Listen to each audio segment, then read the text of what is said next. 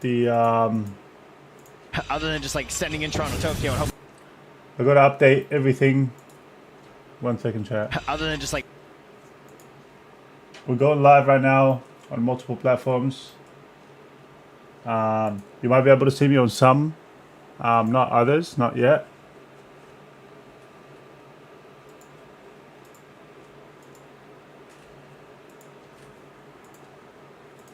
Hold up, hold up.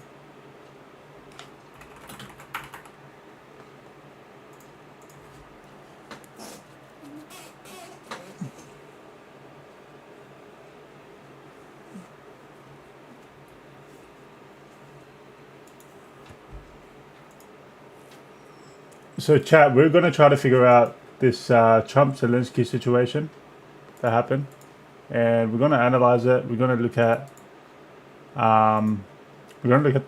what's going on. I'm just setting up the stream on all the platforms, so just bear with me, guys. Making sure we're live everywhere.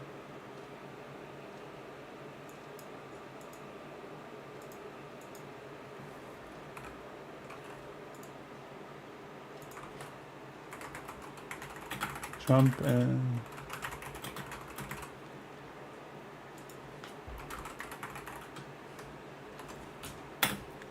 we're live on TikTok. We're live on Twitch right now. We're live on Rumble. Just sorting out Kick because I like to be. I don't discriminate, chat. I'm on every platform wherever they want to put me on. I'm on. You know. So let me just. Yeah, we're live. Reacting and analyzing Trump, Zelensky. Okay, chat. So we're live everywhere. Okay, now I'm going to pull up the video. We're going to watch it together. We're going to react to it. Okay. Let me just add the text in here. Let me get the TikTok ready, guys. 1 second. Trump, Zelensky blow up reaction. Okay, guys, so we're getting. I don't know where this text is. We're gonna get that text. It's probably underneath this, right? Yeah, there it is. Okay. So we're gonna get that video out now. I want to watch the full thing. I don't want no clips. I don't want no snippets. Chat. We're gonna watch the full thing. Trump, Zelensky, full meeting. Okay, so we got this video here, 49 minutes. I think that's all of it. From C-SPAN. This is Monday.com. It's a Turn the platform. volume up. Okay, chat. Well, thank you very much. It's an honor to have President Zelensky of Ukraine. And we've been working very hard, very close. So we've actually known. So, chat, already, I just want to mention one thing here already. So, keep in mind, this meeting was after they already spoke behind the scenes, right? And now they're taking questions from reporters. You can tell from the body language already, Zelensky's not happy with the outcome of what they spoke about. Whatever they spoke about behind the scenes, you can already tell from the body language, the way Zelensky's postured, his facial expressions, he's not very happy. It looks like Trump has been tough on him behind the scenes, but let's continue watching. We've been dealing with each other for a long time and very well. We had little negotiations back, but that worked out great. I think for both countries, I think for the world, actually, beyond both countries. And we have agreeing reluctantly, Zelensky there. Very fair deal. And we look forward to getting in and digging and working and getting some of the rare earth. But it means we're going to be inside, and it's a big commitment from the United States, and we appreciate working with you very much.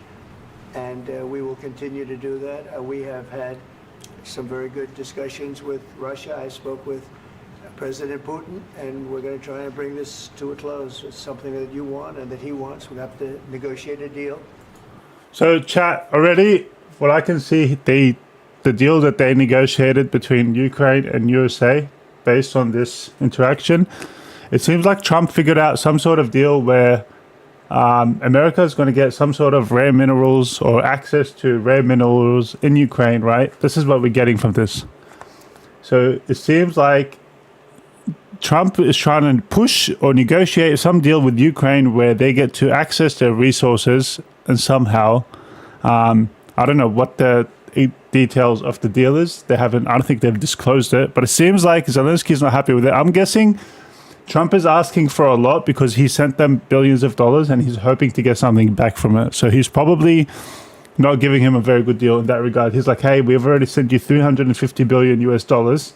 So what I'm going to want I'm going to want these rare earth at this price or whatever. So I'm guessing this is the sort of deal that he's got with Ukraine, and this is why you can see Zelensky's posture. He's not very happy with it. Started the confines of a deal, and I think something can happen. The big thing is the number of soldiers, mostly at this point, but soldiers being killed. You're losing thousands of soldiers. So on both sides, we're losing a lot of soldiers, and we want to see it stop. I agree with that. We do want to see that stop. Both sides, soldiers losing, all the war between Ukraine and Russia. We do want to see that stop. We've had a lot of very good conversations. I will say, until we came along, the Biden administration didn't speak to Russia whatsoever. They didn't speak to anybody.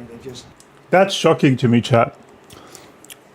The fact that the Biden administration didn't even bother speaking to Russia, and he's not, like Trump said this now, but also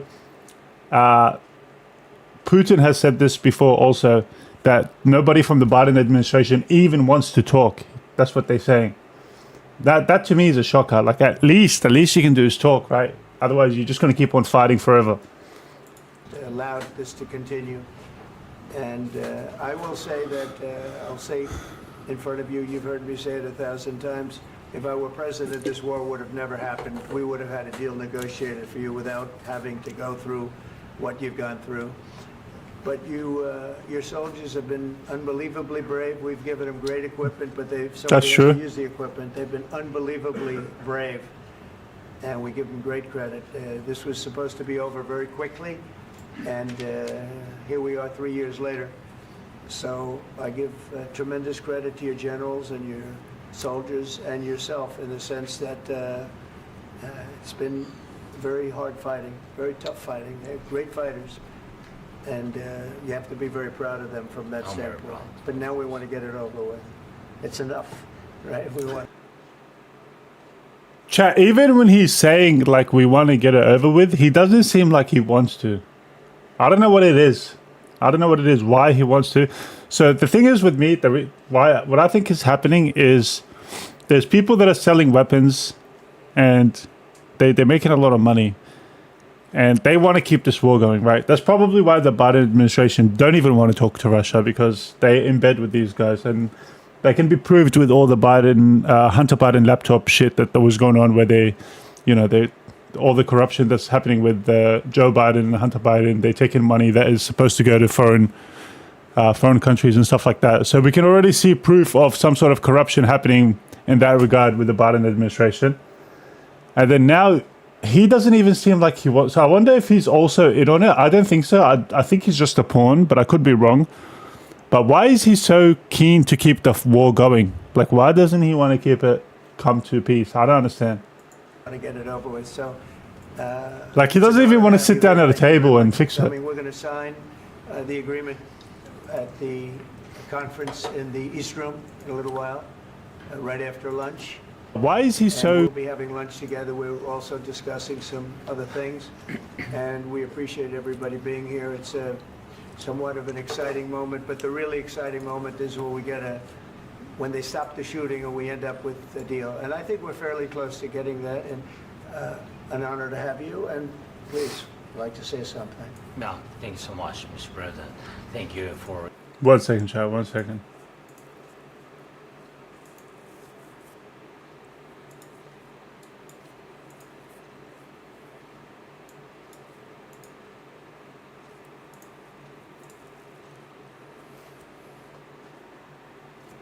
Okay, chat. For invitation, and really I hope that this first document will be first step to real security guarantees for Ukraine, our people, our children. I really count on it, and of course we count that America will not stop support. Really, for us it's very important to support and to continue I want to discuss it with details further during our conversation, and of course the infrastructure or security guarantees.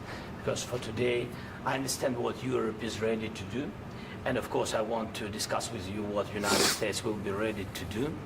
And I really count on your strong position to stop Putin. And you said that enough with the war. I think that is very important, Lynn, to say these words to Putin at the very beginning of the war, because he's a killer and terrorist. But I hope that together we can stop him. But for us, it's very important to... See, chat. Hold on. So he's claiming to be wanting to stop the war, but how are you going to call Putin a terrorist and a criminal, and then like you say you were trying to bring peace? That to me is a contradiction already as it is. Like, I get it. Just take the emotion out of it and think of this logically. How are you going to sit there, and try to say, oh yeah, I want peace between us and Russia and stop the war and stuff like that. And we need to stop this terrorist and stuff like that. So he doesn't want to stop the war. He wants to get rid of Putin by all means necessary. Because if he did want a peace, he would think of a way to be like, hold on, let's negotiate. Let's not call him a terrorist. Let's see how we can come to some sort of agreement here. For freedom, and democracy, and of course, no compromises with the killer about our territories. But it will be later. And of course, what I wanted, we spoke about it by phone with you about the drones production. We have very good drones production. I think the best one in the world for today because of the war.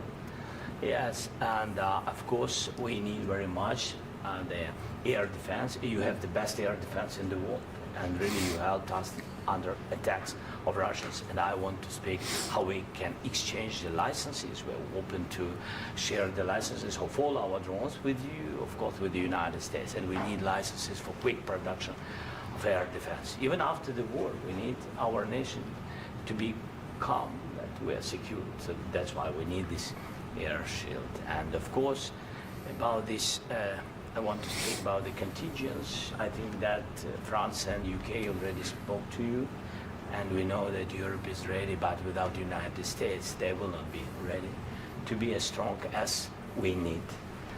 And the last point. So it sounds like he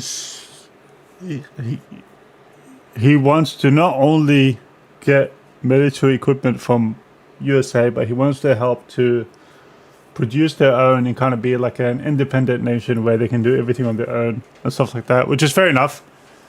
I'd guess why. I don't see nothing wrong with wanting that for your country, right? That's fine. Last not least, about exchange, about our people and children. And you know that this crazy Russian, that they stolen 20,000 of children, Ukrainian children. They changed their names, they changed their families, relatives, and now they're in Russia. We want to bring them back. I don't know about this, chat. I want to know more about this. If anybody can find me more on this, I'm keen to learn about 20,000 people that they stole and changed their names. Is he talking about prisoners of war? Is that what he's talking about? I'm sure there's prisoners of war on both sides, but the wording that he's using, let's take that back. Very interesting. And we know that Europe is ready, but without the United States, they will not be. So he's saying they're stealing people. Does he mean prisoners of war? Is that what he's saying? Last point, last not least, about exchange, about our people and children. And you know that this crazy Russian, that they stolen 20,000 of children. 20,000 children. They changed their names. They changed their names. Changed their families, relatives, and now they're in Russia. We want to bring them back. I want to know more about this. Is this real, chat? Is Russians actually stealing Ukrainian children and changing their names? 20,000 of them? Big dream, task, and goal for me, and our warriors. By the way, Mr. President, we exchanged, released more than 4,000 warriors from Russian prison, but there are thousands more in the prison. I wanted to share with you some images. How it's you have just can I now? Yeah, please. One minute. Just you to understand in what circumstances, in what situation they are, and what the attitude of Russia to our prisoners. That guys, just you before before and after. And you see before and after, just you to understand. Now thousands of such guys, ladies and men, there, and that, so they don't eat, they beat them, and they, so they do a lot of, bad things. Well, what the fuck was that picture, chat? So which one is the before, which one's after? Oh, so you say he lost a lot of weight. Okay. Could be true, chat, could be propaganda, we don't know. Just keep that in mind. And I'm not going to be biased, I'm going to say this for both sides, but there could be propaganda, it could be true. Like, if I'm sitting here right now and I'm listening to Putin talk to Trump and he's giving out photos of what Zelensky is doing, I'm sure we're going to see stuff like this as well, right? So we're going to keep this bias on both sides. We're not going to take bias, and we're not going to take sides of, with propaganda stuff. We're just going to focus on the facts right now. He's giving you photos of before and afters of people, but we don't know if this is accurate. We don't know if this is true. We don't know. You know what I mean? We haven't seen this. We're only focusing on the facts right now. They don't have any rules. You see that 50, 60 kilograms to them, and a lot of such things. And I didn't want to show you what the changes with images of children, because I will just share with you. And I mean, it's looking tragic. Yep, it's tough stuff. Yeah, I wanted very much to give you, and you see it. Yeah. This is pastor, by the way. They stolen pastors because it's not Russian church. They stole Okay, but that's a lot of photos, bro. pastors to the prison. We, at the end of last year, we brought 3 pastors. He's trying to appeal. He knows there's going to be cameras, and this is like he could have got away with one photo and be like, hey, this is what they're doing to our people. But sitting there with all these pictures, knowing there's going to be cameras, knowing all this is going on, it's like he's trying to appeal to the public. He's trying to build a case to the public. Could exchange them. And this is pastor, you see. The highest art Oh, chat. is beautiful. Yeah, it's tough. Yeah, so I mean, this I wanted to show you, and this. So thank you very much. We want to get that ended, right? Yeah, of course. We And I want. think we will. Yeah. So I agree. So he's saying he wants to get that ended. Okay. Showing him all these tragical things that are happening in war. He's saying this is what's happening, blah, blah, blah. Trump's like, we want to get that ended. I agree. We have to. Okay. Do you have any questions, please? Thank you, Mr. President. With how much money is the U.S. going to put into the fund that is being created today, and how does this provide long-term security for Ukraine? Well, we don't know exactly how much, because we're going to be putting some money in a fund that we're going to get from the raw earth that we're going to be taking and sharing in terms of revenue. So it's going to be a lot of money will be made from the sale and from the use of raw earth. And as you know, our country... So what Trump wants to do is he wants to take some of the raw earth minerals that he's going to be digging up from Ukraine, and he wants to, when he sells it or gets money for it or whatever, he wants to give some back to Zelensky, to compensate for the war, support for the war and stuff like that. But it's going to be essentially coming from Ukraine. country doesn't have much raw earth. We have a lot of oil and gas, but we don't have a lot of Yeah, that's raw true. earth. And what we do have is protected by the environmentalists, but that could be unprotected, but still it's not very much. They have among the best in the world in terms of raw earth. So we're going to be using that, using it for all of the things we do, including AI and including weapons and the military, and it's really going to very much satisfy our needs. So it's something that just worked out really well. We have a lot of oil and we have a lot of gas, we have a lot, but we don't have raw earth. So this has just about every component of the raw earth that we need for computers, for all of the things we do. And This puts us in great shape. And on long-term security for Ukraine, how does this provide? I think they're going to have great luck. I think once we make the agreement, that's going to be 95% of it. They're not going to go back to fighting. I've spoken. Okay. I see what he's trying to do. He's trying to find a deal where he can make peace with both Russia and Ukraine and come out as a winner for the American people from both on top. And I don't know what the specifics of the deals are, like what they're going to do with Crimea or in the Donbass region, because they both disputed territories by Russia and Ukraine, and they both think that they own it, and they both think that it's their land. So they're going to be, going back and forth on that and trying to figure out what's best. But if I was to guess, I'm going to say Russia's going to keep Crimea and probably Donbass and the Donbass region, and then they're going to pull out their troops. That's what I was to guess. They're going to annex Crimea and Donbass because most of them are ethnically Russian. And I feel like if they don't do that, if they don't annex them and make them a part of Russia, they're going to be discriminated against in Ukraine probably for the next 50 years, right? So if you're Russian right now living in Ukraine, and then after the war, they come to a deal, and then the Russians in Crimea that were once supporting Putin, because most of the Russians in Crimea support Putin, and same in the Donbass region, they all support Putin, right?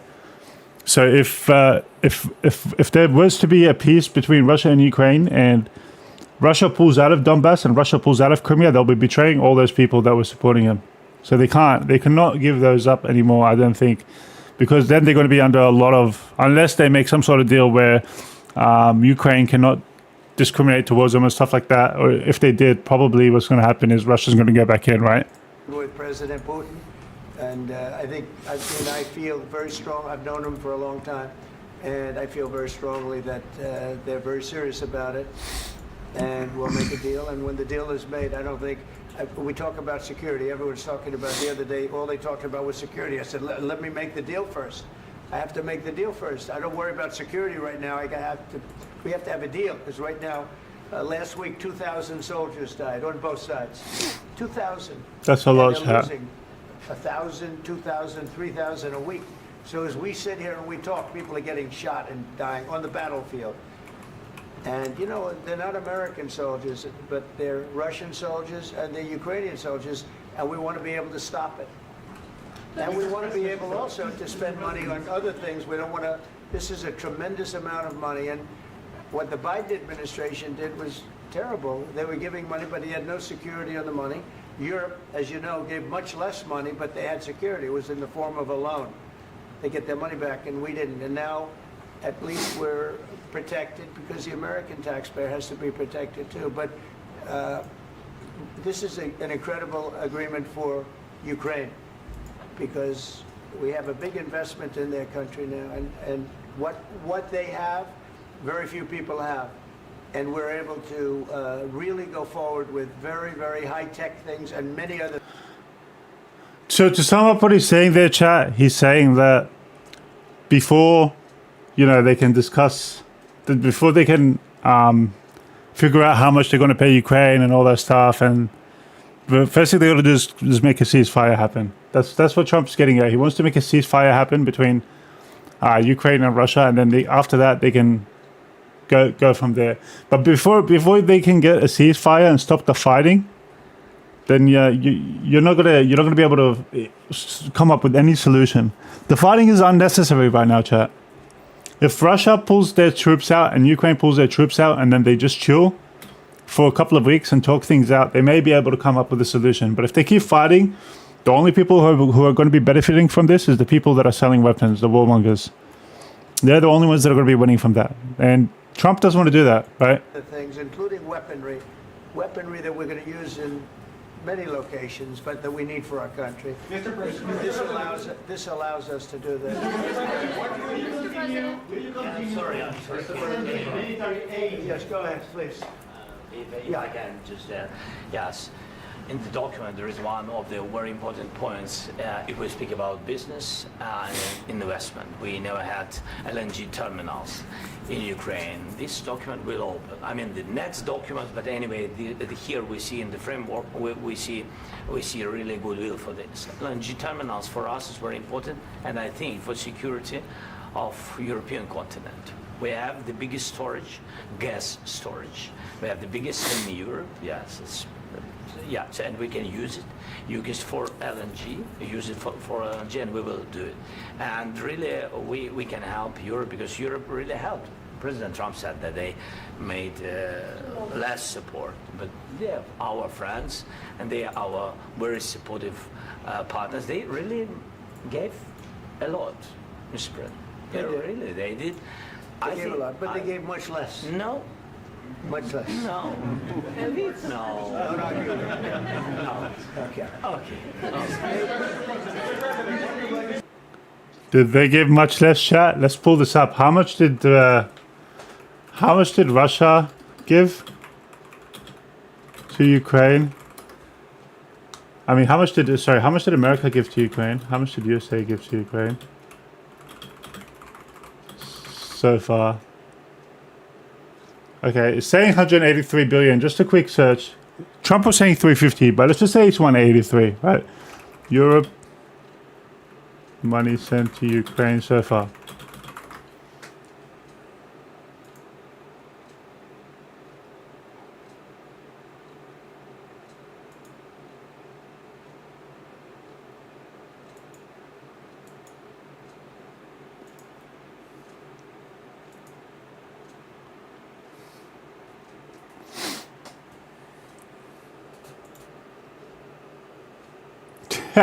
Look at this chat.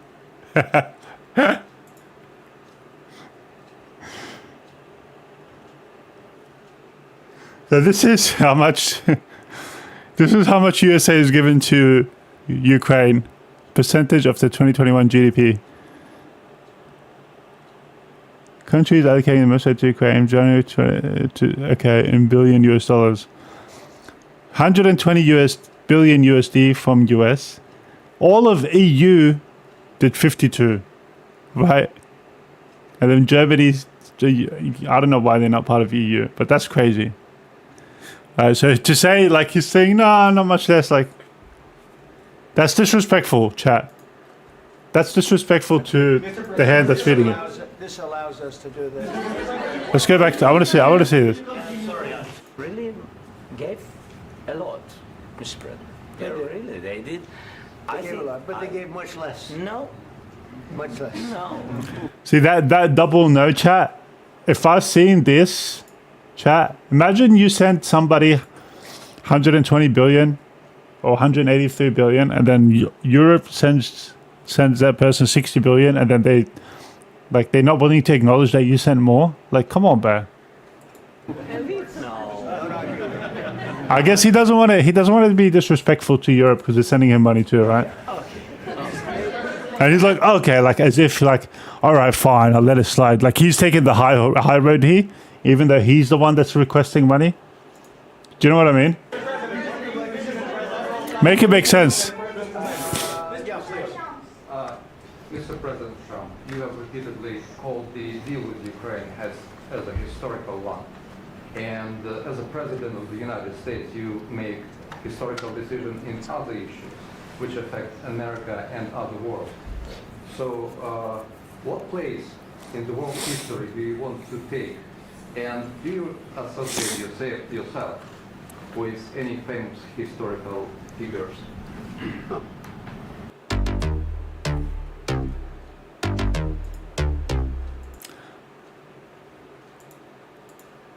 George Washington, Abraham Lincoln. I would say I'm far superior to George Washington and Abraham Lincoln.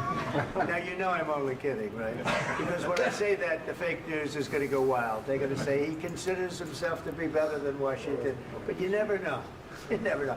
I don't compare myself to anybody. I'm here to do a job. We've had a great 35 days or whatever it might be, a month, a little more than a month. We've accomplished tremendous amounts. Not only this would be a very great achievement if we could get the war stopped and get them back to normalization. I think that's going to happen. We've had very good talks on both sides, as you know. That phone call going off in that press conference is crazy. Whoever that was can't get back in there for sure. No, but I think we've done a very good job, just generally. If you look at all of the things we've done in 30 days, they're saying there's never been a opening for a president. The first month, there's never been a first month like we've had. And this is one of the very important things. This, to me, is one of the most important things because we have tremendous debt taking place as we speak. And I don't want to have that. You know, think of the parents, whether they're in Russia or Ukraine, think of the parents of all these people being killed needlessly. They came to our territory. Should have never started. This would, if I were president, this would have never started. This to me is one of the most important things because we have tremendous death taking place as we speak, and I don't want to have that. You know, think of the parents, think of the whether they're in Russia or Ukraine, think of the parents of all these people being killed needlessly. Look at that. Look at that comment when he's like, whether they're in Russia or in Ukraine. He's saying, think of the parents, whether they're in Russia or in Ukraine. This guy really hates Russians, eh, chat? Like, he doesn't even... We speak, and I don't want to have... Look at his face here. Think of the parents, think of the whether they're in Russia or Ukraine, think of the parents. He's like, wait, what do you mean? Why do you care about the parents in Russia? You should only care about the parents in Ukraine. Why do you care about the... That's what this face is saying. Of all these people being killed needlessly. They came to our territory. Should have never started. They did come to your territory, but if you weren't funded and backed by the CIA in order to, you know, be in Russia's backyard and mess with their affairs, then they wouldn't have never went in. They didn't go in prior to the coup that was done in 2014 or 2011, I think it was, when the Arab Spring happened, and then there was protests and stuff like that. They weren't attacking Ukraine then. It was only once USA and America started funding politicians in Ukraine, that's when they started getting into Crimea. If I were president, this would have never started. Will you continue sending military aid to Ukraine after the U.S. signs this agreement with Ukraine? Yeah, we're going to be continuing. To President Zelensky, do you feel like the U.S. is on your side, that President Trump is on your side at this moment? What do you think? He wants to know, do you think that, sort of a stupid question. I guess we wouldn't be here if I wasn't. I think that the United States on our side from the very beginning of occupation, and I think that President Trump on our side, and of course, good response from Zelensky there. I'm sure that the United States President will not stop support. This is crucial for us. It's important for us. Yes. And Putin, the president, speaks about the people and the soldiers which are dying, but they came to our territory, they came to our land. They began this war, and they have to stop. And I think this is the question, with really the most important question. Can President Trump, I hope yes, with some other allies, to stop Putin, withdraw these enemies, our enemy, withdraw these troops from our land? And I think that you asked about the history. I think that if President, or when, he will stop Putin, if President Trump will bring peace to our country, I think he will be on this wall. We've had very, very good talks. So this is the thing. They already spoke, chat. Trump and Zelensky already spoke. So they already know, before the media came in, they already know some sort of deal was going on, and they already have some sort of idea of how they're going to do things, right? And that's why he's kind of like, we've already talked about this sort of thing, right? Because he's saying, you know, America needs to keep supporting. They're the ones who started it. They need to leave the land, blah, blah, blah. He's like, look, we already spoke. Okay. President Zelensky just said that there will be no compromises with Vladimir Putin. I just wanted to ask both of you, firstly, are there compromises that you think that President Zelensky is going to have to make? And President Zelensky, is there anything that you might think you may be able to offer or bring to the table, for example, elections? Thank you. I think you're going to have to always make compromises. You can't do any deals without compromises. So certainly he's going to have to make some compromises, but hopefully they won't be without compromises. Look at that Certainly face. He's going to have to make some compromises, but hopefully they won't be as big as some people think you're going to have to make. That's all. That's all we can do. I'm here as an arbitrator, as a mediator to a certain extent between two parties that have been very hostile, to put it mildly. Not compromises. I don't want to make any compromises. It's been a vicious war. Has to be my way. You know, it's a very level battlefield, and those bullets... Chat, Zelensky is not a hero, chat. I don't know if this is a hot take, but this guy, he's it's an unnecessary war that he's putting his people through. The fact that he doesn't even want to talk to Putin and doesn't want to sit down and make a deal and figure out something. Like, what's the end goal here, chat? The fact that the Biden administration refused to even meet Russians to come to some sort of agreement, they refused to even meet them. What's the end goal of this war other than selling weapons? Tell me. It's disgusting, chat. If they cared about anything else within the war than selling weapons, they would have agreed to meet at some point. And as I've said many times, we were talking about it with Pete, many times the only thing stopping those bullets is a human body. And in the case we're talking about, generally young human bodies are stopping a lot of bullets. It's dead level. That's why it's great farmland. It's great land. It's great farmland, but there's very little protection against the bullets that are being, and other things that are being shot. So all I can do is see if I can get everybody at the table and get an agreement. And I think we're going to end up with an agreement. Otherwise, I wouldn't probably be even here today.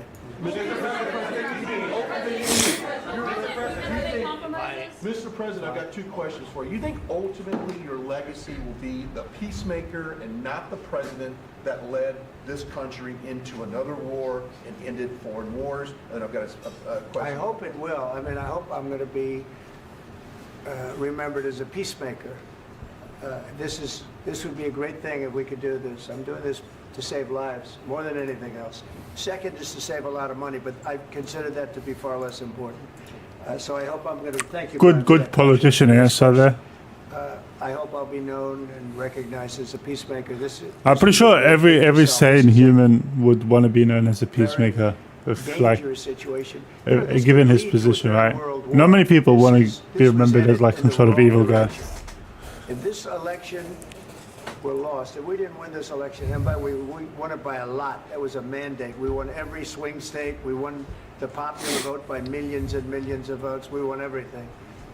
The districts, you look at the areas of red, take a look at a map. This was a big mandate, and this was one of the things. I said, we're going to get this thing settled. If we didn't win, I think this could have very well ended up in a third world war, and that would not. I agree, Chad. Describe Dents in one word, I would say quality. Professional. I actually believe that, Chad. I believe if he didn't win, there's a good chance we'll be in a World War III. What was your second question? And my second question for President Zelensky. Why don't you wear a suit?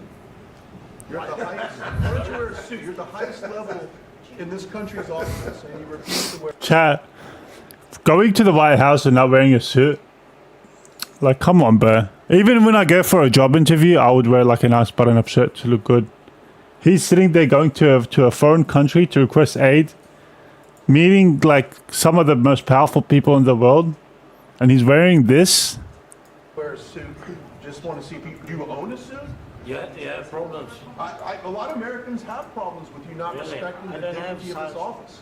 I will wear a costume after this war will finish. Okay.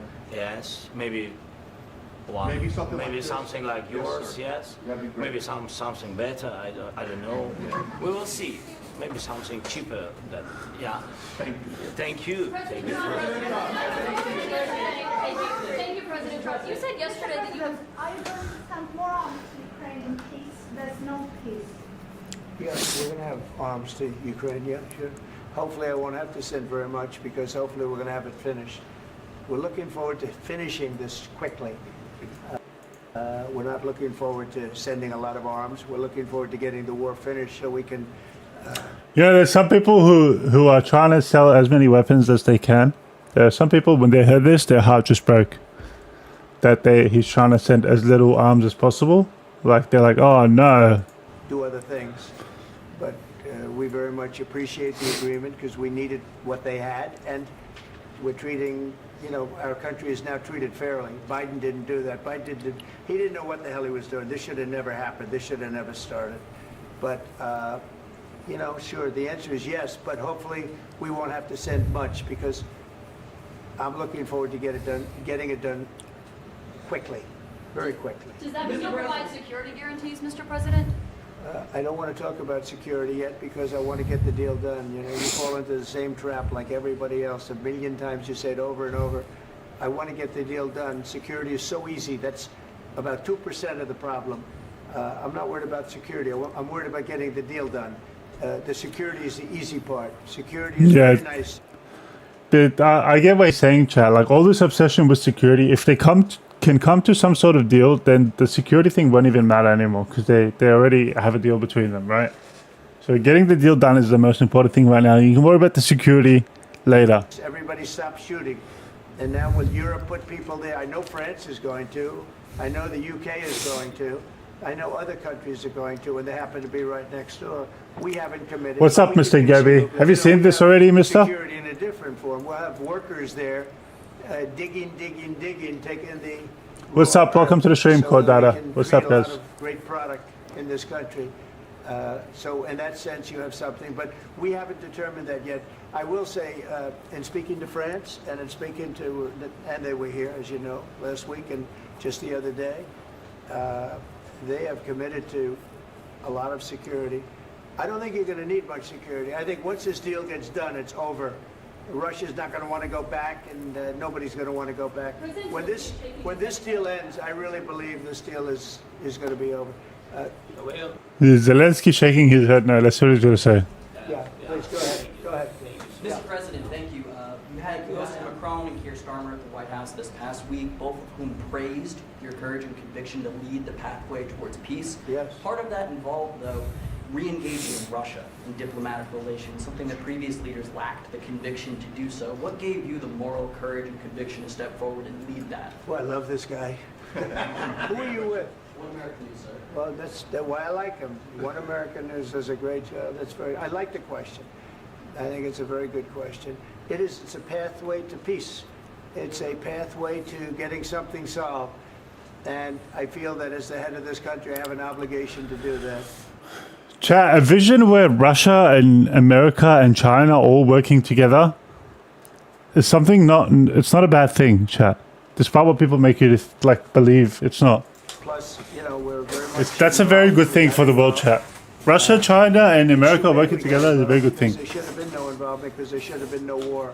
And there shouldn't have been October 7th. That would have never happened. As you know, Iran was broke.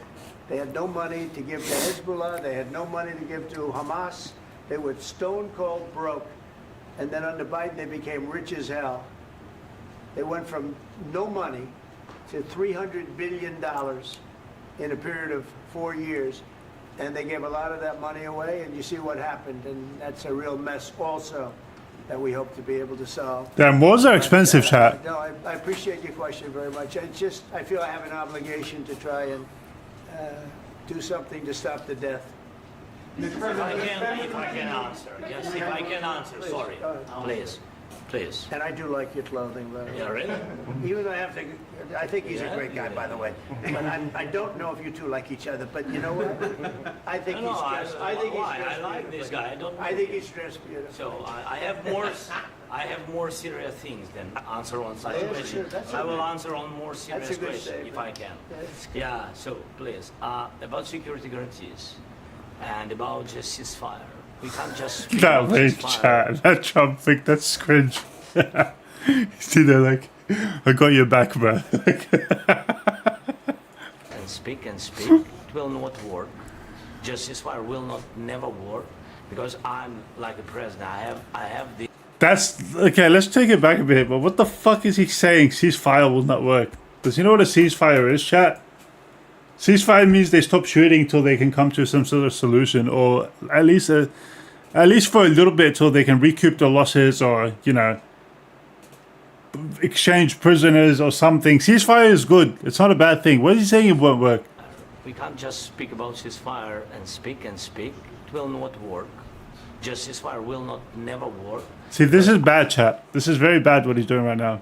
I'll explain why, but let him speak a bit more. Like a president, I have this experience, and not only me. Ukraine before my presidency, from the 2014, Putin broken 25 times. 25 times he broken. Watch this before eating cheese. Number 1, brie. Fermented dairy products. Okay, this got to go. His own signature. 25 times he broken ceasefire. But he never broke to me. He never broke to me. No, you were the president. You were the president during. He never broke to me. In 2016, you've been the president, Mr. President. You've been the president, but he had, of course, not with you, but he had during those periods, he had conversations with our side. And we had Normandy format, you know, the France, Germany, Ukraine, and Russia. And he broken 25 times. That's why we will... Chat, you know why this is bad what he's doing right now? He's sitting there complaining... Okay, let's take it back. We'll listen to it one more time. More serious thing. Yeah, just ceasefire will not about ceasefire. I will answer on more serious question if I can. Okay. Yeah, so please, about security guarantees and about just ceasefire. We can't just speak about ceasefire and speak. It will not work. Just ceasefire will not never work because I'm like a president. I have this experience, and not only me. Ukraine before my presidency from the 2014, Putin broken 25 times. 25 times he broken his own signature. 25 times he broken ceasefire. But he never broke to me. He never broke to me. No, you were the president. You were the president during. Never broke to me. In 2016, you've been the president, Mr. President. You've been the president, but he had, of course, not with you, but he had during those periods, he had conversations with our side. And we had Normandy format, you know, the France, Germany, Ukraine, and Russia. And he broken 25 times. That's why we will never accept just ceasefire. It will not work without security guarantees. Security guarantees, maybe President is right about this document and other, but this document is not enough. Strong army is enough because his soldiers afraid, Putin's soldiers afraid of our soldiers when we're strong enough. If we are not strong enough, if we are empty, if our storage is empty, we can't defend our land. He's so obsessed with weapons, chat. It's like the people that are selling weapons love this guy. I just want to point that out. The people that are making money off this war, they absolutely love Zelensky. It's like that's all he cares about. And I just want to say, given that they've already spoken behind the scenes, and this conversation they're having with the media is after, him coming out and saying ceasefire will not work when Trump is trying to push for a ceasefire and probably will get a ceasefire happening. And he should get a ceasefire happening, right? Like if you want to negotiate peace, if you want to end the war between two countries, you should, first thing you do is you make a ceasefire, whether it's temporary ceasefire to exchange prisoners or, you know, recoup the losses or try to figure out some sort of deal where both sides are happy. The first step is a ceasefire. This is what Trump's pushing for. Him refusing that, and also they have already spoken behind the scenes, so he knows Trump is doing that. It's kind of like when a child. It's kind of like when a child's at a. He's like asking his mum for something in front of the guests because he knows his mum won't say no. So Zelensky's kind of using the media in a way as like there's some sort of like he's sitting there thinking, okay, if I complain, you know, or if I talk about this in front of the media, then maybe Trump will be pressured into accepting my deal and not a ceasefire, you know. So Zelensky doesn't want to do a ceasefire. Trump wants to do a ceasefire. So what does Zelensky do? Zelensky goes, okay, he's obviously not listening to me one-on-one. Let me say it to the rest of the world so that he feels pressured. Maybe he'll listen to me. So it's kind of like, you know, if you tell your kid, you know, you can't buy this at the supermarket, but then he starts asking you that if he can buy it in front of, you know, your friend, then you don't want to say no now because you kind of look bad. That's the kind of move that Zelensky is going for. And doing that with somebody like Trump, the president, or any president of the United States, maybe Biden would have fallen for it. But doing that with somebody like Trump is very, very bad because now, if I'm Trump and I see that, knowing full well this is what he's doing, he's trying to appeal to the media and the public to turn them against me, to kind of push his own argument that we already agreed is not happening behind the scenes. Him trying to do that is like, it's very, very bad in general. It's bad for Ukrainian people. It's bad for their relationship as allies. It just goes to show you how bad of a leader and how bad of a negotiator Zelensky is. Like, what does he think this is? Does he really think that you know, after he said that, Trump is going to be like, oh, you know what? Now I'm going to listen to the news, and no, you're right. You know, ceasefire will not work. Like, does he think this is what's going? Does he really believe that's the outcome that's going to happen here? Today, you know, he knows that we have all the world knows that we have meeting. Yes, why he's using ballistic? Putin today using ballistic on our hospitals, schools, and etc. Ballistic.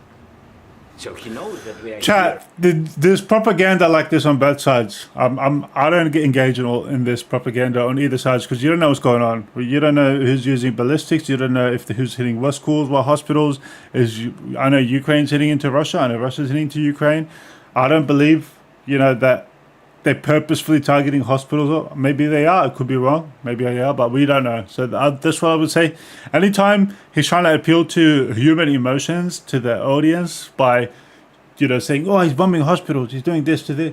He's trying to appeal to your emotions to kind of, you know, get you to go on his side using propaganda. We don't know. We like, show us, bro, you know? And that President Trump is really have goodwill to stop. And then if he does show us, let's see what let's see what Putin has to show us. Because to me, neither of them, I'm giving the benefit of the doubt. I'm not giving the benefit of the doubt to Zelensky, and I'm not giving the benefit of the doubt to Russia, to Putin.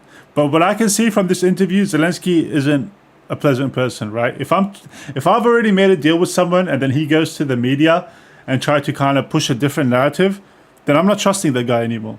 So I already know that Zelensky isn't a pleasant person. This war, and you hear now the president. So why he's using? So he doesn't want to stop. He doesn't want. But I hope that we will do it. Really, we'll do it. Security. When we speak about security guarantees, when the Europeans are ready for contingents, they need USA backstop. If there will not be United States, we will not never have any contingents, strong contingents from the Europeans, because they don't want to divide alliance, connection between the United States as the main and strongest ally and Europeans. And this is crucial, this is important. That's what we want to speak about very much. This is very important. And air defense. So air defense, really, we have big deficit with all these systems, and we need to provide this. We need it very much. Otherwise, Putin will never stop, and will go further and further. He doesn't want. He hates us, you know? It's not about me. He hates Ukrainians. He thinks that we are not a nation. He doesn't hate Ukrainian chat. That's, I don't know where he's getting that from.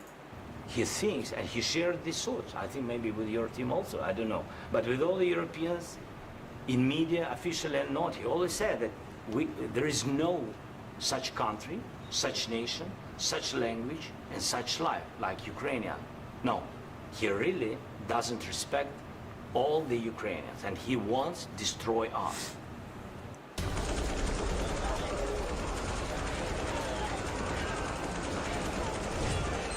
I wonder if he actually believes that, chat, or if he's just lying to everybody, even himself, or if he's just lying to the people and not himself. It's a very good start, very good, but it will not enough to stop this person. Should Russia pay to rebuild Ukraine? Mr. President, under these Should Russia pay to rebuild Ukraine? They have to pay. This is the rule. This is the rule of the war. This is the rule of the war. During all the centuries, all the history, this is the rule of the war. Who began those pay. This is the rule. Putin began this war. He has to pay all money for innovation. He has to pay. Of course, some Russian assets, what we have in Europe, about 300 billion, we can use them. We can use for innovation. Chat, him doing that again, like, they've already spoken about this behind the scenes, and him coming up and saying, no, Russia has to pay after they already had a chat. Again, he's making a case to the media and not Trump to try to turn people against Trump because he thinks that's going to get him what he wants. Very bad strategy. That's not going to work. It's not going to work against Trump. He's very, very stupid for thinking that's going to work against Trump. Like turning the media against him. The media has been against Trump his whole life and he's never listened to them. Innovation and buy military support from the United States also. We can do it, but it's not enough. It's not enough.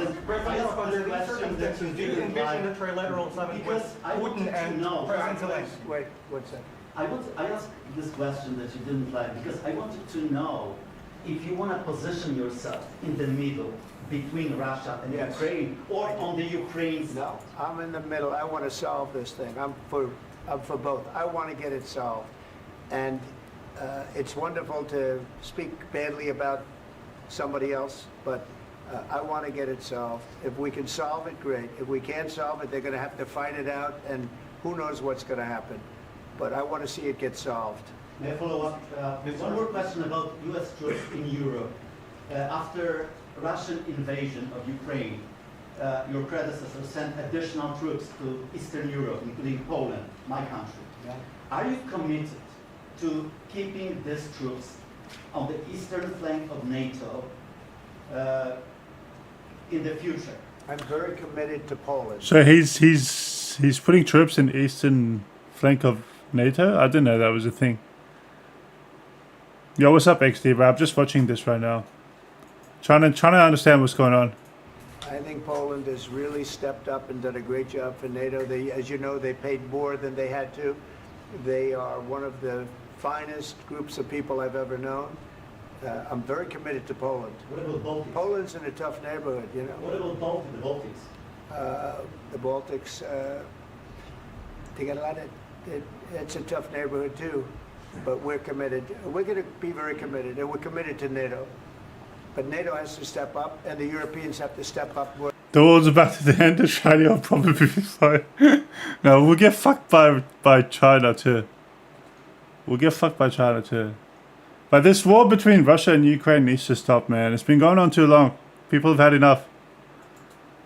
It's too much, man. It's too much. What's pissing me off is Zelensky doesn't even want to sit down and talk for a ceasefire. No, they don't. But we're part of. We have a treaty with America and England. Whatever war they're involved in, we're involved in. So strategically, China will invade us. You know, very quickly. More than they have, and I want to see them equalize because they are in for far less than we're in, and they should be at least equal. You understand that? Why is the United States? We have an ocean in between. Why is the United States in for so much more money and other things?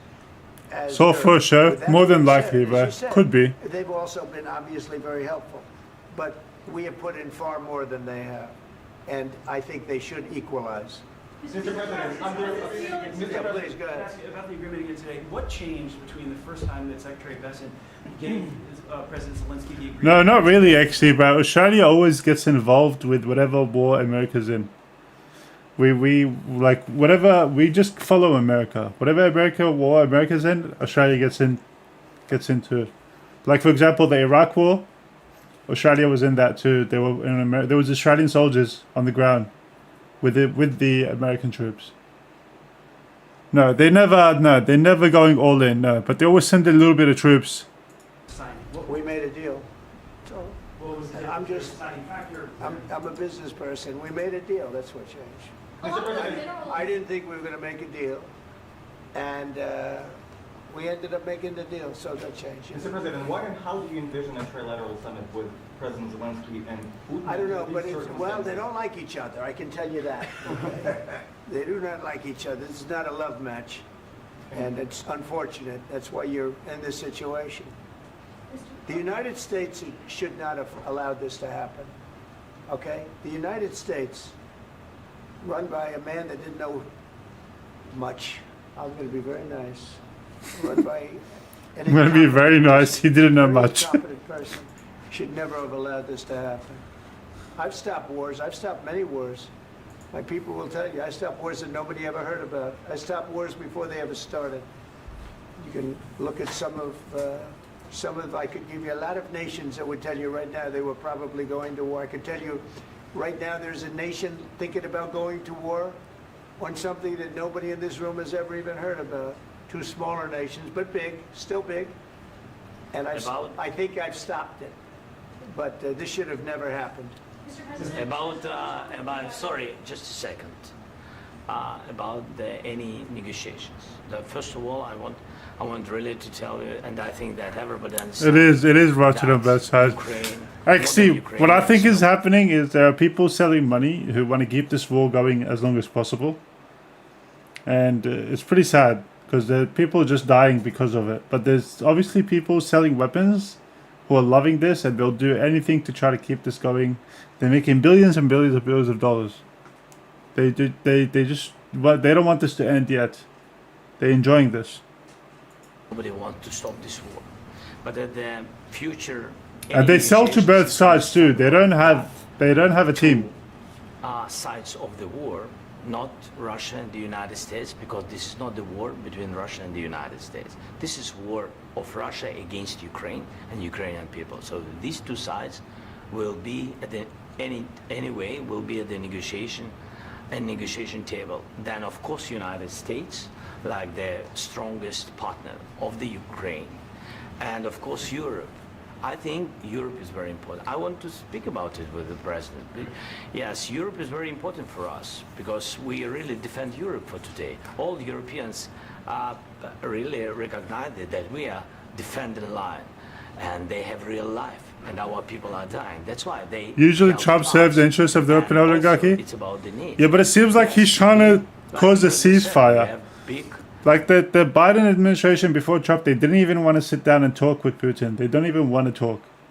If you don't want to talk, that means you want to keep the war going. At least he's trying to come to some sort of end, to some sort of, talk. We don't know if the talk is going to be good or bad, or we don't know that. But then the Biden administration, they don't even want to talk. They're just like, no, we don't care about Putin. We're just going to keep the war going.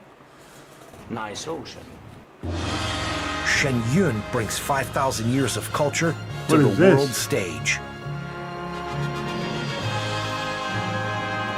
Yes, between us. But if we will not stay, Russia will go further to Baltics and to Poland, by the way. But first to the Baltics. It's understandable for them because they've been...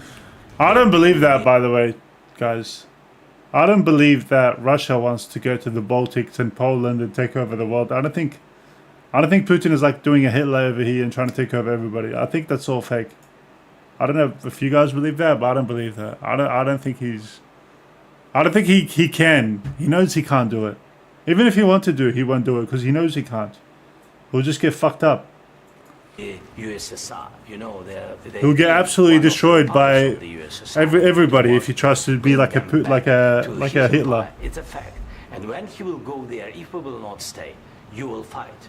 Your American soldiers, it doesn't matter, do you have ocean or not, your soldiers will fight. Mr. President, would you be willing to visit Ukraine, maybe Kyiv or Odessa, which is known to be a dirty area of the Black Sea? It was my question. I'm sorry. I don't want to talk about Odessa now. Let's not talk about Odessa. I want to talk about making a deal, getting peace. We don't have to talk about Odessa, but a lot of cities have been destroyed. A lot of cities that are not recognizable. There's not a building standing. No. And a lot of things have Mr. President, you have to come and to look. No. We have very good cities.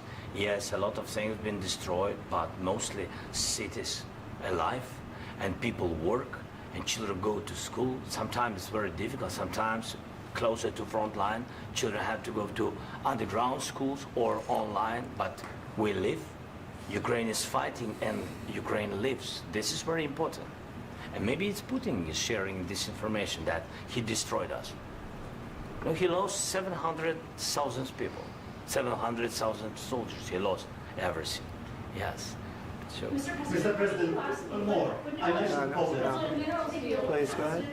When did you last speak with President Putin, and what did he say that? A couple of days ago. And what did he tell you that gave you the assurance that he wanted peace? Well, that's what I do. My whole life is deals. I know pretty good, and I've known him for a long time. I've dealt with him for a long time.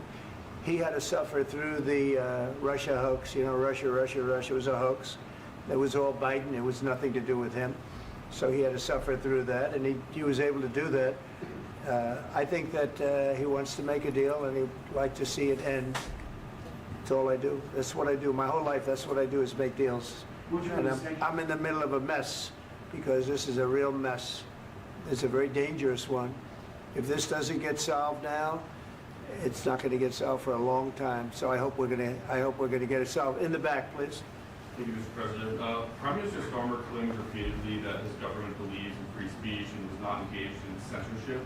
But his country's government arrests people for memes and thought crimes, and even more worrisome is pressuring American companies to censor Americans on its behalf. How can he be a reliable, trustworthy... Who's this guy? What's he telling you? Demonstrably false. Who's this guy on the left? Oh, you can't see him, XT, but this guy on the left talking to Zelensky right now. Can you see him? They took it very, very much. He was like too whispering far. things to JD him. was very strong on it. So was I. So was Marco. And we've been speaking to him about it. Marco, would you It's like very, to say very something? soon, I think. We have concerns, obviously, with the conduct of various, particularly as it impacts Americans. And there's real concern that American speech, which is online, could fall into the hands of British or any country's jurisdiction. There's only 14 This is minutes a after point the this. Vice President made of Munich, and I think it's a very compelling one that what unites us with Europe, as much as anything else, is these shared values, and one of them being free speech. And so if Americans are threatened by it, we're going to need to take action in that regard. Mr. President. It's actually a very important question. We spoke about this in detail with the Prime Minister, the Foreign Secretary, and others at lunch yesterday, and I know that Secretary of Commerce Lutnick followed up in private meetings last night.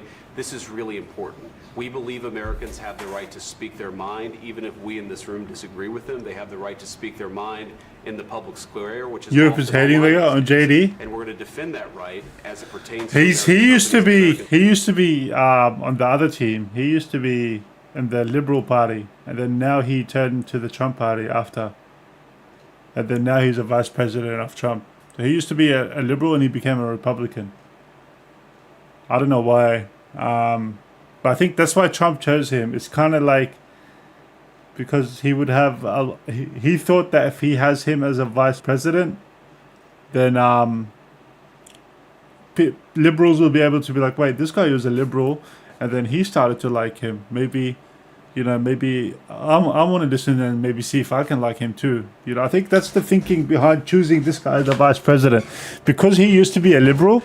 It kind of makes him a good option because it makes other liberals think that they can like you too because he did it, so they can do it. Citizens vigorously if we have to. I do think that under the President's leadership, we're going to find common ground with our friends in the UK on this question, but it remains to be seen. The principle that will guide us is we believe in free speech in this country and we'll fight for it for American citizens. Mr. President, on the deal, is there any other oil and gas component to the deal? Is it all critical? A little bit. We'll see. On LNG? But we're not really looking for that so much. We got a lot. We have more than anybody in the world, by far. So no, we're not talking about it too much, but a little bit. I think it affects also, but for the most part, no. And sir, is there any agreement from Ukraine to purchase U.S. LNG as part of the deal? No. We don't need that. President, I just wanted to ask you about, you just mentioned that you'd spoken to Vladimir Putin a couple of days ago. Just to be clear, that's a new call, not the one that you... I've spoken to him on numerous occasions. Okay. And how was the latest call? What did you discuss? He looks like a closeted politician. Would you buy a $1.2 million property with just a 3.2% yield? The first thing that I want to know as an intelligent investor is... How did it go? Who? You talk about JD Vance or who? It went well. Also, what do you think? What do you think of what Zelensky's wearing here? Do you think that's appropriate to just kind of rock up in these clothes? What are your thoughts on that? Like, even if I go to a job interview, I'm putting on a nice button up, Well, we'll take a look. something nice. We have a lot of area. It's a very big area we're talking about, so we'll take a look. What is this? What is he wearing, bro? He's going to the White House. He's going to the White House and he's like trying to... Yeah, okay. He's trying to like, make a plea to Trump to help him, to send him money or whatever, and he's wearing this. Study that and I'll see. And who will protect those minerals if they are U.S. interests? Would that be Ukrainian They'll be forces? protected. The agreement will protect them. US The agreement, yeah, we're signing an agreement. Right, but what if Russia tries to invade or there's Russian aggression in their spots? I just told you, I don't think that's going to happen. And if that were going to happen, I wouldn't make a deal. If I thought that was going to happen, I wouldn't make a deal. Some people may wonder why. They ought to focus on CNN on survival, not asking me these ridiculous questions. Focus on surviving, because CNN's got such low ratings, I don't think they're going to survive. Let's go. Please, go ahead. This is already mentioned Poland. Poland was under Russian control for decades after the Second World War. When I was a kid, I looked at the United States not only as the most powerful country, richest country in the world, the country that has great music, great movies, great muscle cars, but also as a force for good. And now I'm talking with my friends in Poland, and they are worried that you align yourself too much with Putin. What's your message for them? Well, if I didn't align myself with both of them, you'd never have a deal. You want me to say really terrible things about Putin and then say, "Hi, Vladimir, how are we doing on the deal?" That doesn't work that way. I'm not aligned with Putin. I'm not aligned with anybody. I'm aligned with the United States of America and for the good of the world. I'm aligned with the world. It makes sense, chat. Like, if he's trying to make peace between two countries, he's not going to sit there and be like, "Hey, Putin is this, Putin is..." Like, you have to kind of treat him with some form of respect to be able to make a deal with him. You see the hatred he's got for Putin. It's very tough for me to make a deal with that kind of hate. He's got tremendous hatred. And I understand that, but I can tell you the other side isn't exactly in love with, him either. So it's not a question of alignment. I'm aligned with the world. I want to get the thing set. I'm aligned with Europe. I want to see if we can get this thing done. You want me to be tough? I could be tougher than any human being you've ever seen. I'd be so tough.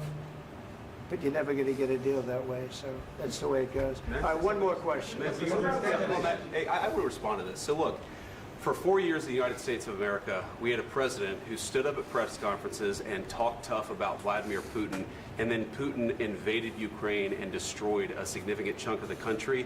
The path to peace and the path to prosperity is maybe engaging in diplomacy. We tried the pathway of Joe Biden of thumping our chest and pretending that the President of the United States' words mattered more than the President of the United States' actions. What makes America a good country is America engaging in diplomacy. That's what President Trump is doing.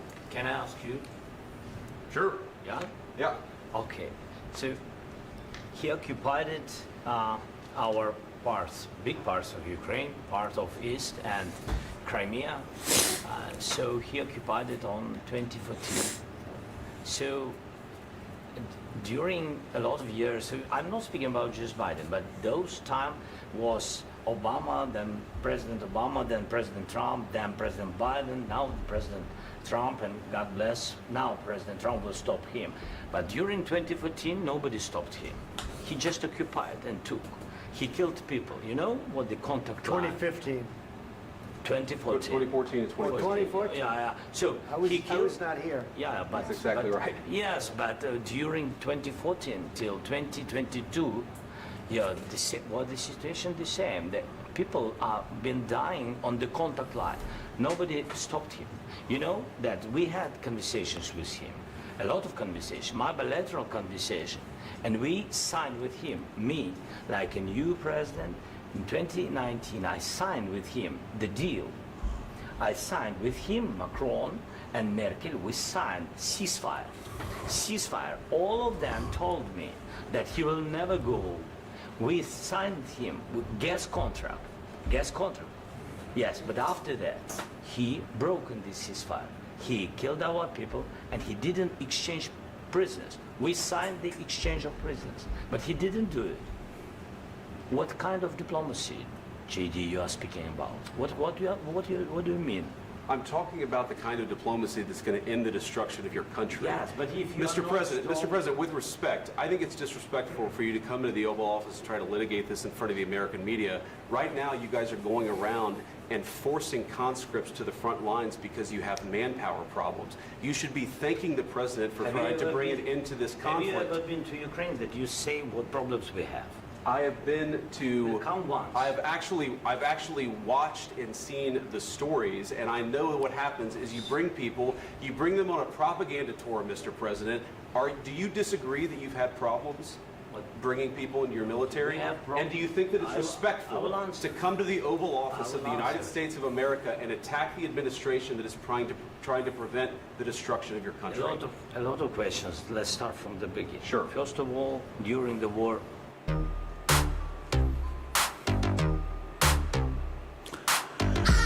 You can see the way he talks to JD Vance and the way he talks to Trump, very different. He has way less respect for JD Vance than he does for Trump. He respects Trump a lot more. He's more scared of Trump. He's not scared of JD Vance. But it has problems. Even you, but you have nice ocean and don't feel now, but you will feel it in the future. God bless. You don't know. God bless. God bless. You will not have war. Don't tell us what we're going to feel. We're trying to solve a problem. Don't tell us what we're going to feel. I'm not telling you. Because you're in no position to dictate that. Remember this. You're in no position to dictate what we're going to feel. We're going to feel very good. You will feel influence. We're going to feel very good and very strong. You will feel influence. You're right now not in a very good position. You've allowed yourself to be in a very bad position, and he happens to be right about it. From the very beginning of the war. You're not in a good position. You don't have the cards right now. With us, you start having cards. Right now, you don't. You're playing cards. You're playing cards. You're gambling with your lives. What he's doing right now is very, very bad, chat. Millions of people. Well, I'll elaborate more on that soon, chat. But what Zelensky is doing right now is very, very bad. I don't know if you can see it, but what he's doing is very, very bad. You're gambling with World War III, and what you're doing is very disrespectful to the country, this country. That's back to you. Far more than a lot of people said they should have. Have you said thank you once? This A lot entire of meeting? times. No, in this Even entire meeting, today. have you said thank Even you? today. You went to Pennsylvania and campaigned for the opposition in October. Offer some words of appreciation for the United States of America and the president who's trying to save your country. Okay, so Zelensky coming here, chat, and trying to turn the media against Trump, thinking that that's going to get Trump to agree with him, that's not going to work. That's what I was saying when he's saying what he's doing is very, very bad, chat. Zelensky coming here and thinking, hold on. Please.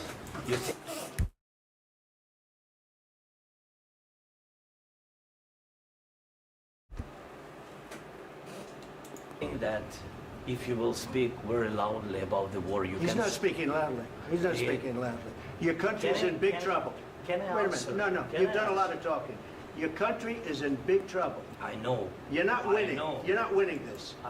You have a damn good chance of coming out okay because of us. Mr. President, we are staying in our country, staying strong from the very beginning of the war. We've been alone, and we are thankful. I said thanks You haven't in been this alone. cabinet, You and haven't not been only alone. in this We cabinet. gave you, I through That's the right. stupid president, $350 billion. You We voted gave for you your military president. equipment, You and you voted. met. You can't do that, chat. You can't go and then start to talk like this in front of the media after you already spoken to the person behind the scenes. He thinks him doing this is going to get the people against Trump, and then that way people are going to take his side, and then he's going to get what he wants. Trump is not that stupid, chat. They're brave, but they had to use our military. If you didn't have our military equipment, this war would have been over in 2 weeks. In 3 days, I heard it from Putin. In 3 days, this is something Maybe new. less. In 2 weeks, of course, yes. It's going to be a very hard thing to do business like this. I tell you. Just say thank you. I said a lot of times to American people. Accept that there are disagreements, and let's go litigate those disagreements rather than trying to fight it out in the American media when you're wrong. We know that you're wrong. But you see, I think it's good for the American people to see what's going on. I understand, sir. I think it's I very understand. important. That's why I kept this going so long. You have to be thankful. You don't have the cards. You're buried there. Your people are dying. You're running low on soldiers. Listen, you're running low on soldiers. It would be a damn good thing. And then you tell us, I don't want a ceasefire. I don't want a ceasefire. I want to go, and I want this. Look, if you could get a ceasefire right now, I tell you, you take it so the bullets stop flying and your men stop getting killed. Of course, we want to stop the war. But you're saying you don't want a ceasefire. But I said to you, I want a ceasefire. with guarantees. Because you'll get a ceasefire faster than an agreement. Ask our people about ceasefire, what they think. That wasn't doesn't with matter me. for you what That wasn't with me. That was with a guy named Biden, who was not a smart person. That was with Obama. It was your president. Excuse me. That was with Obama, who gave you sheets, and I gave you javelins. Yes. I gave you the javelins to take out all those tanks. Obama gave you sheets.